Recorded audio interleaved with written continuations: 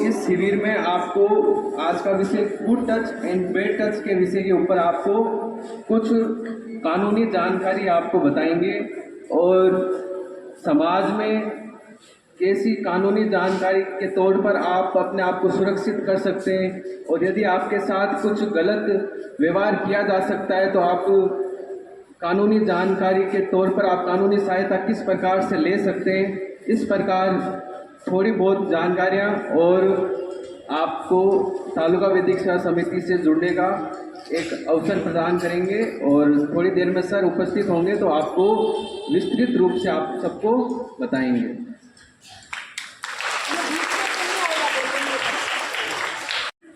जैसा कि आपको पूर्व में विदित है, आज तालुका विधिक सेवा समिति द्वारा विद्यालय में शिविर का आयोजन किया जा रहा है, जिसमें हमारे सामने उपस्थित हैं सुजानगढ़ के एडीजे सर महेश सिंह जी मीणा। जोरदार तालियों के साथ स्वागत करें।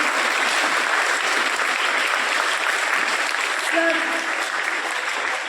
सुजानगढ़ के कानूनी रूप से मान लीजिए प्रथम नागरिक यानी सर्वोच्च अधिकारी सुजानगढ़ के यही हैं और आज आपके विद्यालय में पधारे हैं तो बहुत खुशी की बात है और हम अपने आप को गौरवान्वित भी महसूस कर रहे हैं कि आप आज हमारे बच्चों के बीच में उपस्थित हैं और इन्हें विधिक सहायता की जानकारी प्रदान करेंगे। साथ ही हमारे बीच में उपस्थित हैं श्री श्याम सुंदर जी खंडेलवाल सर, अपर लोक अभियोजक सुजानगढ़ हैं और पीएलवी के रूप में मयंक त्रिवेदी जी हमारे सामने उपस्थित हैं। आप सभी आज आपको good touch and bad touch विषय पर विधिक जानकारी प्रदान करेंगे। मुझे आशा ही नहीं पूर्ण विश्वास है आप शांति और अनुशासन के साथ इन सभी वार्ताओं को और जानकारी को सुनेंगे और इस बारे में ज्ञान प्राप्त करके अपना और समाज का भी भला करेंगे। तो सर्वप्रथम मैं इस कार्यक्रम की शुरुआत सादर सरस्वती वंदन के साथ प्रारंभ करूंगी। तो सभी मेहमानों से निवेदन है कि आप सरस्वती दीप प्रज्वलन कर कार्यक्रम की शुरुआत करें।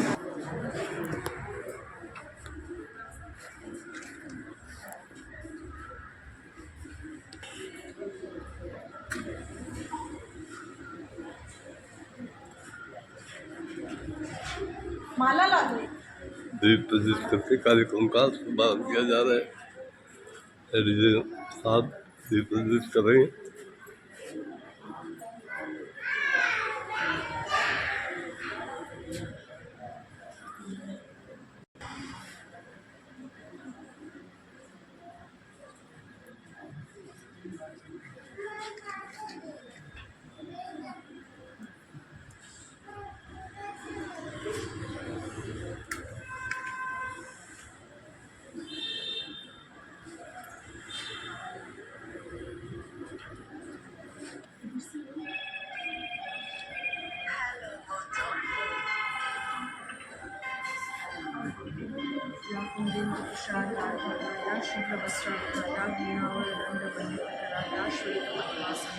ब्रह्माश्रुतशंकर प्रवत देवी सदा वंदिता सामा पातु सरस्वती भगवती विशेष जय।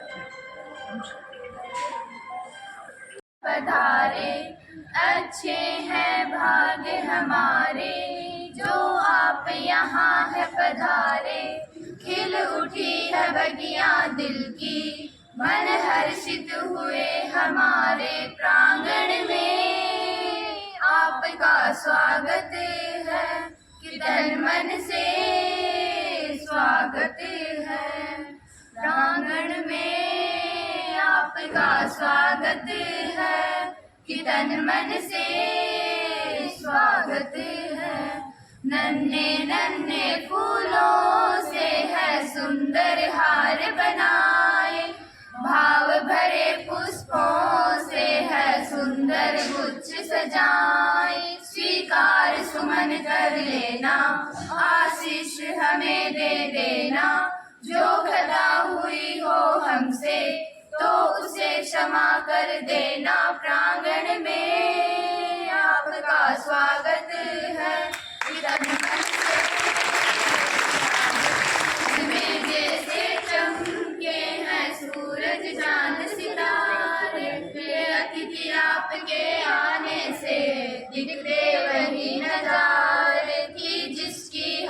प्रतीक्षा, वो शुभ अवसर है आया, नैनों में चमक आई जो, दीदार आपका पाया, प्रांगण में आपका स्वागत है, कि तन मन से स्वागत है।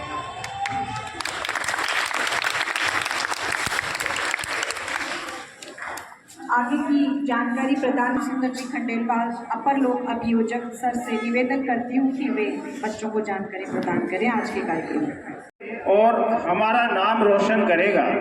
और यही चीज़ अगर अपन ने एक बार बैड टच कहीं से हुआ और उस बैड टच को अगर नज़रअंदाज करते हैं तो ये अपनी पहली सीढ़ी हो गई बर्बाद होने की ओर। बैड टच क्या हो सकता है? कोई आपको शेक हैंड करता है, कहीं कोई जरूरी नहीं कि वो बैड टच है, बट उसकी भावनाएं क्या है, शेक हैंड करने का तरीका क्या है, वो किस प्रकार से कर रहा है, क्या चीज़ है, इस पर ध्यान देना। बैड टच है तो उसकी कंप्लेंट स्कूल में करना, अपने पेरेंट्स को करना, जहां आप बता सकते हो वहां बताना। शिकायत बॉक्स लगा हुआ है, अगर आप कहीं नहीं बता सकते बिना नाम के आप शिकायत बॉक्स में डाल दीजिएगा। अपने आप उस तक जो बैड टच कर रहा है, जिसके साथ बैड टच हुआ है, वहाँ कोई नहीं जाएगा, उससे कोई नहीं पूछेगा कि भाई किसके साथ हुआ है, पर उस तक हम जरूर पहुँचेंगे जिसने बैड टच किया है। हम उसकी एक्टिविटीज़ पर ध्यान देंगे और उस एक्टिविटीज़ के आधार पर उसको पनिश भी करेंगे। इसलिए अगर किसी प्रकार का बैड टच होता है तो उसको नज़रअंदाज बिल्कुल नहीं करें, चाहे किसी भी स्थिति में। ये जरूरी नहीं है कि अपन ज़्यादा बड़े बच्चे हों उनको ये बात समझाने की है, नहीं। आज की व्यवस्था ये है, आज समाज में अपेक्षाएं हम ये मानते हैं कि जब कोई बच्चा फर्स्ट क्लास में या स्कूल में जब एडमिशन ले लेता है, उसी समय से उसको इस बात का नॉलेज हो जाना चाहिए कि गुड टच और बैड टच क्या है। आप स्कूल से जा रहे हो, छुट्टी हुई है, आप घर जाते हो, आप सुबह स्कूल का समय है, आप घर से आ रहे हो, अगर इस स्थिति में आपको ये लगे कि एक बच्चा या एक बच्ची मेरा रोजाना इस मोड़ पर पीछा कर रही है या पीछा कर रहा है, इस नुक्कड़ पर वो आदमी खड़ा ही रहता है और मैं जब निकलती हूँ तो एक टोंट जरूर कसता है, वो अपनी आंखों से एक इशारा जरूर करता है, इस प्रकार की अगर कोई बात है तो उसको शर्माइएगा नहीं, इसको बताने की कोशिश कीजिए, झिझकिए मत। बिल्कुल झिझकने का ये सब्जेक्ट आज के परिप्रेक्ष्य में बिल्कुल नहीं रहा है। अगर एक बार आप झिझक गए, एक बार आप किसी शंका शर्म के कारण से कि यार रहने दो, क्या बताएंगे, छोटी सी बात है, ये छोटी सी बात बहुत बड़ी हो जाती है और हम इस बात को रोजाना देखते हैं। बहुत ही छोटी सी बात है, मोबाइल पर एक मैसेज, अभी का एक नया उदाहरण है, मोबाइल पर एक नया मैसेज हेलो लिख दिया, सामने से मैसेज किया भाई कौन बोल रहे हो भाई साहब, वहाँ से मैसेज आता है सॉरी गलती से मैसेज हो गया, और उसके बाद वो जो कहानी चलती है वो वास्तव में इतनी भयावह होती है कि आप उसकी कल्पना नहीं कर सकते, क्या क्या स्थितियां हो जाती हैं। इस प्रकार के अगर कोई आपको मैसेज आपके मोबाइल में, आपके इंस्टाग्राम में, आपके फेसबुक में कहीं कोई आता है, सॉरी बोलने का मतलब है तुरंत उसको ब्लॉक लिस्ट में डालना। और इतना अगर आपको आता है कि ब्लॉक लिस्ट में डाल सकते हैं तो ही इस प्रकार के इंस्टाग्राम, फेसबुक या सोशल साइट का उपयोग करना चाहिए। ऐसा नहीं कि अपन को उपयोग करना नहीं आता और अपन यूं ही दलदल में फंसते जा रहे हैं, फंसते जा रहे हैं, फंसते जा रहे हैं। इस प्रकार की जो व्यवस्था है वो अपन को समाज में बहुत पीछे ले जाएगी, अपन समाज में खड़े रहने लायक नहीं रहेंगे, अपनी बदनामी हो सकती है। इसलिए कभी भी किसी भी तरह से बैड टच, गुड टच के बारे में कोई भी जानकारी अगर आपको लगे कि ये जो टच इन्होंने किया है ये मेरे शरीर के इस अंग पर किया है, इस भावना से किया है, बैड टच, गुड टच अपनी मम्मी करती है, अपने पापा करते हैं, उनकी भावनाएं अलग होती है। आपके शरीर में उनका टच है वो दिल को कोई प्रभाव नहीं डालेगा। अगर आपका दिल धड़कने लग जाए कि क्या हो रहा है ये, इसका मतलब ये बैड टच है। और इस बैड टच को सहन किसी भी स्थिति में अपन को नहीं करना चाहिए। ये आज का मुख्य हमारा विषय रहेगा। इसमें क्योंकि समय कम है, आप लोगों के भी अभी मैडम ने बताया कि एग्ज़ाम और होने हैं, तो मैं आपसे यही निवेदन करूंगा कि जब भी आप घर जाएं आए तो दृष्टि चारों तरफ रखें। इस बात का विशेष रूप से ध्यान रखें। अपने अड़ोसी पड़ोसी के पास कहीं भी आप बात कर रहे हो, इस बात का विशेष ध्यान रखें कि उनकी नज़रें क्या कह रही है, उनके हाथ पांव क्या कह रहे हैं, उनके हाव भाव क्या कह रहे हैं, और उस बात को नज़रअंदाज किए बगैर अपने माता पिता से, अपने भाई बहन से निश्चित रूप से इस बात को शेयर करें, जिससे उसका कोई निदान हो सके, वरना आने वाला समय अपने लिए अच्छा नहीं होगा। जय हिंद, जय भारत। को ट्रेंड करके गुड टच बैड टच की जानकारी दी जाती है और विद्यालय में भी बच्चों को विभिन्न नाटिकाओं के माध्यम से, कविताओं के माध्यम से गुड टच और बैड टच में डिफरेंस करना सिखाया जाता है। मैं आगे की कड़ी में आज के इस तालुका विधिक सेवा समिति के अध्यक्ष एडीजे सर श्रीमान महेश जी मीणा से निवेदन करती हूँ कि वे अपना उद्बोधन बच्चों को प्रदान करें। सर महेश। आदरणीय प्रिंसिपल मैम श्याम जी, इस संबंध में शाला स्तर पर भी आप लोगों को इस विषय की जानकारी समय समय पर प्रदान की जाती है। इसी विषय में हम थोड़ा सा इस कानूनी पहलुओं के संबंध में इस बारे में बात करेंगे। सबसे पहले मैं आपको ये बता दूं कि नालसा, रालसा, डीएलएसए और टीएलएसए ये 4 स्तर हैं। नालसा राष्ट्रीय विधिक सेवा प्राधिकरण जो हमारे सर्वोच्च न्यायालय के अधीन, उनके तत्वावधान में काम करता है। राजस्थान राज्य विधिक सेवा प्राधिकरण रालसा, जिला स्तर पर जिला विधिक प्राधिकरण और तालुका स्तर पर तालुका विधिक सेवा समिति कार्य करती है। इन सभी का उद्देश्य, इनका कार्य एक ही है कि समाज में जो भी जरूरतमंद है, जिस भी तरह की जरूरत है, चाहे कानूनी हो चाहे किसी प्रकार की हो, उसकी हर संभव मदद करना, विशेषकर कानूनी विषयों के संबंध में उसे निःशुल्क सहायता उपलब्ध करवाना। बच्चों के संबंध में विशेष प्रावधान नालसा, रालसा, डीएलएसए द्वारा किए गए हैं। बच्चों की सुरक्षा, आश्रय, चिकित्सा, परामर्श, इन सभी की व्यवस्था हमारे यहाँ पे विधिक सेवा प्राधिकरण के तहत की गई है। आज का विषय है गुड टच बैड टच। सबसे पहले दुर्व्यवहार क्या होता है, इस विषय में बात करें तो दुर्व्यवहार शारीरिक अब्यूज, फिजिकल अब्यूज, शारीरिक दुर्व्यवहार, इमोशनल अब्यूज, भावनात्मक और मानसिक दुर्व्यवहार, और एक होता है यौन दुर्व्यवहार, सेक्सुअल अब्यूज। शारीरिक दुर्व्यवहार में किसी बच्चे के साथ में मारपीट करना, उसे मारना, पीटना, बात महसूस करता है और असुरक्षा का माहौल उसे लगता है, और उसका प्रभाव उसके मन पे इतना गहरा पड़ता है कि वो अपने सामान्य जीवन को जीने में असमर्थ हो जाता है। इसी तरीके से भावनात्मक दुर्व्यवहार, भावनात्मक दुर्व्यवहार का मतलब है कि किसी भी बच्चे के साथ में उसे इस प्रकार से प्रताड़ित करना कि तुम निकम्मे हो, तुम किसी काम के नहीं हो, तुमसे तो वो फला पड़ोस का बच्चा अच्छा है ना। ये चीजें आमतौर पर देखी जाती है, चाहे फ्रेंड सर्किल में हो, चाहे घर पे हो, चाहे कहीं पर भी आसपास किसी न किसी बच्चे को कभी न कभी ये महसूस होता होगा। ये भावनात्मक दुर्व्यवहार है। उसका भी प्रभाव वही है, बच्चे का जो स्वाभाविक विकास है वो रुकता है, उसके मन पे गहरा प्रभाव पड़ता है। बार बार एक ही बात उसे अगर कही जाए तो उसे लगने लगता है कि मैं किसी काबिल नहीं हूँ, मैं कुछ कर नहीं सकता। फिर इस चीज में कि वो पॉइंट ऑफ अट्रैक्शन बने, आकर्षण का केंद्र बने दूसरों का, वो कुछ अलग हरकतें करता है और उससे उसकी जो स्वाभाविकता है वो खत्म हो जाती है। तो ये तो शारीरिक और भावनात्मक दुर्व्यवहार अलग चीज है। आज के समय में ये डिजिटल युग है, मीडिया का युग है। सबसे बड़ी चुनौती हमारे सामने है यौन दुर्व्यवहार।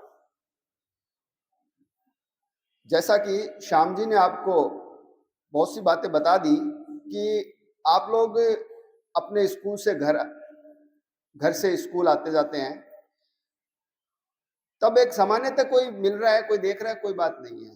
पर आप लोग ऐसा नोटिस करते हैं कि कोई व्यक्ति विशेष है, वो आपको एक स्थान पे खड़ा मिलता है, आपका पीछा करता है, आपके ऊपर कमेंट करता है, या आपको किसी भी तरीके से वो एबनॉर्मल लगता है, असामान्य लगता है, उसकी हरकतें आपको असामान्य लगती है, तो वो निश्चित रूप से आपके साथ में यौन दुर्व्यवहार कर रहा है।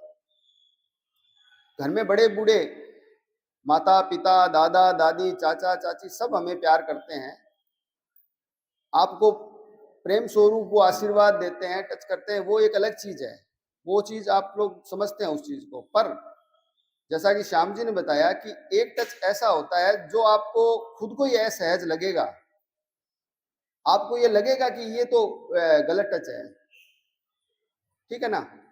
तो वो चाहे कोई भी हो, आपके परिवार का हो, चाहे आपके अड़ोस पड़ोस का हो, आपसे बड़ा हो, ठीक है ना। तो वो चीजें आपको समझनी है। ये जो अंतर है, उस अंतर को आपको समझना है, आपको ध्यान देना है, उस चीज पर सतर्क रहना है, उस अंतर को आपको देखना है, और वो अंतर आप ही देख सकते हैं। और जैसे ही आपको उसका अंतर पता लगे, उसको उसी समय आपको स्टॉप कहना है। ये आपके अंदर ताकत होनी चाहिए। आपको तुरंत, जब भी आपको पहली बार में ऐसा लगे कि ये गलत हो रहा है, उसी समय आपको उसका विरोध करना है, उसको स्टॉप कहना है। ये हिम्मत, ये ताकत आपको अपने अंदर पैदा करनी है।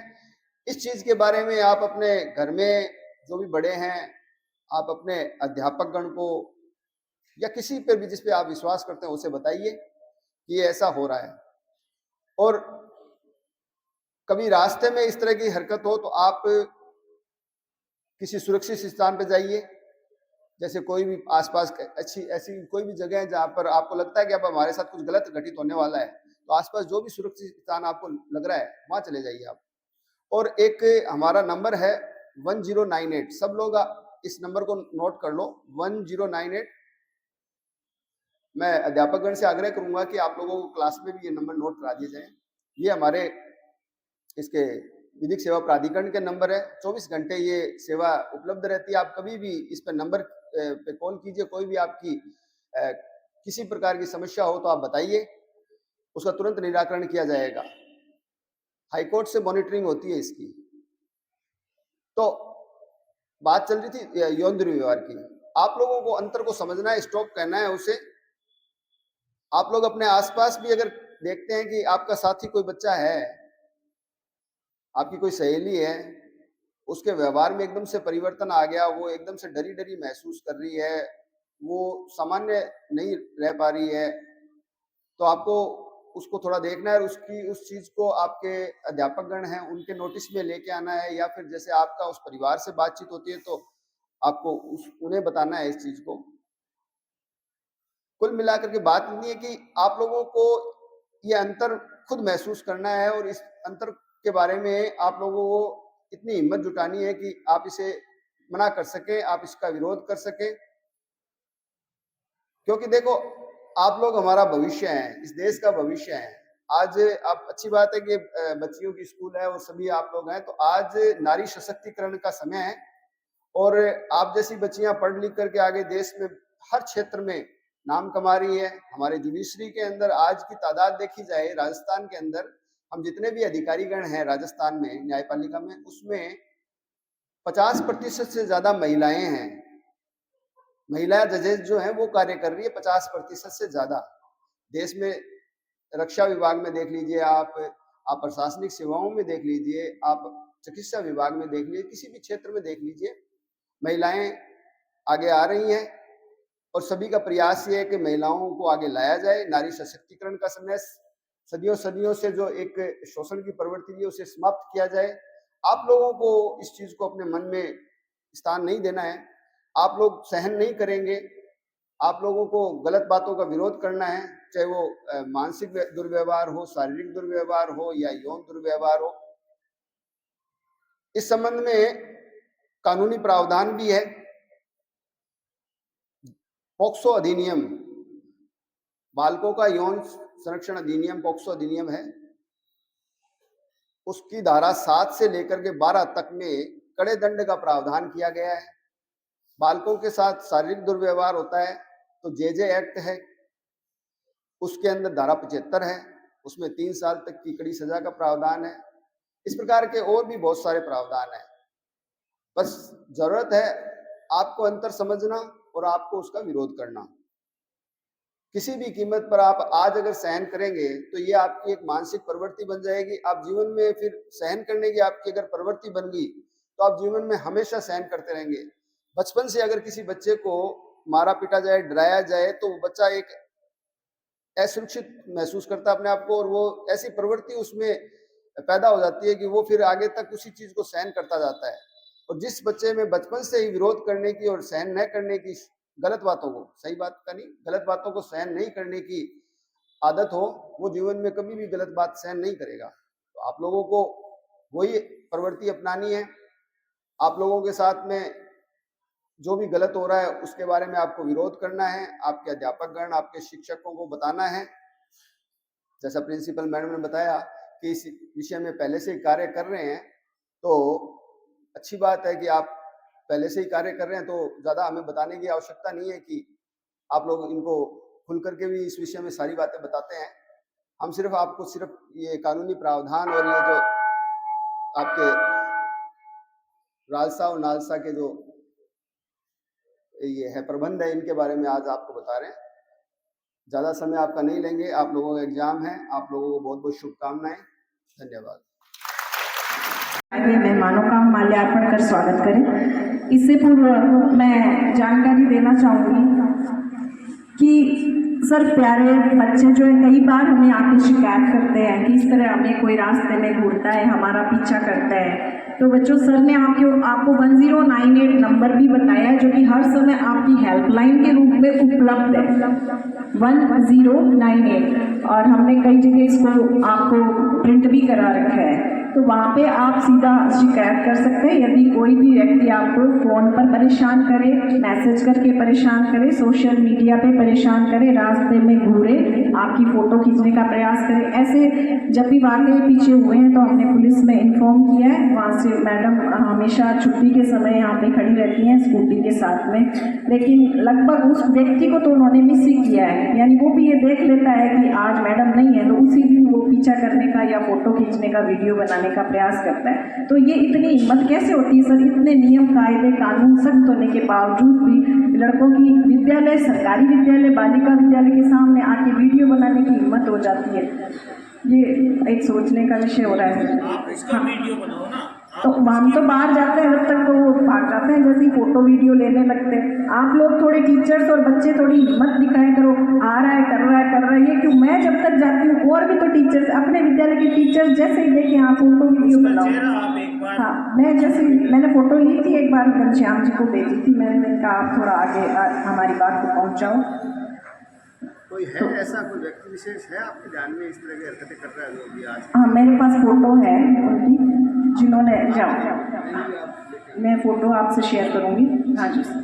और एक तो बच्चों ने और भी बीच में हमें बताया था कि रास्ते में हमारा पीछा करते हैं, उसकी भी शिकायत हमने भेजी है। तो प्यारे बच्चों, गुड टच और बैड टच की जानकारी आपको है, लेकिन एक पक्ष इसका और भी, एक पक्ष इसका ये है कि हम तो आपको ये सिखाते हैं कि गुड टच बैड टच में फ़र्क करना बता रहे हैं, लेकिन कुछ आपके भी कर्तव्य हैं, कुछ आपके भी कर्तव्य। आपको इतना स्वतंत्र, इतना स्वच्छंद, इतना आपको फ्रीडम नहीं है कि आपको हम जब अनुशासित रूप से कहीं लेके जाते हैं, जैसे स्टेडियम के प्रोग्राम में हम लेके जाते हैं, तो मेरे टीचर जाते हैं, उनकी ये जिम्मेदारी रहती है कि वो उन बच्चों की सुरक्षा करें। तो आपका पहला कर्तव्य अनुशासन में रहे। वहाँ आप स्वच्छंद हो जाते हैं, आप हर किसी के साथ फोटो सेशन करने लगते हैं, तो वहाँ पे हम कहाँ रोकें? आपका गुड टच बैड टच वहाँ हो जाएगा, वहाँ कोई घटना हो जाएगी, उसका जिम्मेदार कौन? तो ये थोड़ा बच्चों को भी इस बारे में ध्यान रखने की ज़रूरत है। सोशल मीडिया पे भी अपने आप को ज़्यादा आप ओपन करेंगे और फिर सर का ये सॉरी वाला मैसेज का अर्थ आप समझ गए होंगे, नहीं समझे तो मैं समझाऊं कि जैसे कोई रॉन्ग नंबर आता है तो आप उसको वहीं पे ब्लॉक करो। रॉन्ग नंबर से मैसेज आ जाता है, आप वहीं पे ब्लॉक करो। ये नहीं आप आगे से शुरुआत आपने आगे से आगे आप करते जाओ और उनसे किसी तरह का रिलेशन आप बना लो और फिर आपको पछताना पड़े। ये सर ने स्पष्ट नहीं कहा, लेकिन मैं बता रही हूँ इसको कि इस तरह से कोई मैसेज या कॉल आए तो आपको शुरुआत नहीं करनी। और दूसरी बात ये कि मोबाइल वाला प्रयोग हमने पढ़ाई में बंद कर रखा है। हम मोबाइल पे कोई ना तो काम भेजते हैं, सिर्फ सूचनाएं भेजी जाती हैं। तो अभिभावकों को भी ये पता है कि मोबाइल का अधिक उपयोग नहीं है। जो भी अभिभावक मेरे पास आते हैं मैं उनको यही कहती हूँ कि हम मोबाइल पे कोई काम नहीं देते हैं, सिर्फ सूचनाएं भेजते हैं, जो सूचनाएं आप पढ़ के बच्चों को बता सकते। हमारे पास अध्यापक है, वो कक्षाओं में पढ़ाते हैं और जो भी अध्यापक है उन्हें भी मैं कहना चाहूँगी कि आप कम से कम कार्य मोबाइल पे बच्चों को भेजें। सर, सबसे पहले मैं यहाँ पर एडीजे सर महेश जी मीणा के स्वागत के लिए हीराराम जी सर को आमंत्रित।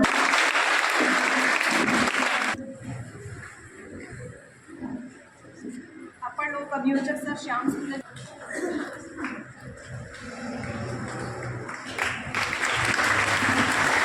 टीएलए सर महेश जी त्रिवेदी का स्वागत करने के लिए मैं आमंत्रित करती हूँ कि लोग जी सर को जोरदार तालियों के साथ स्वागत करें।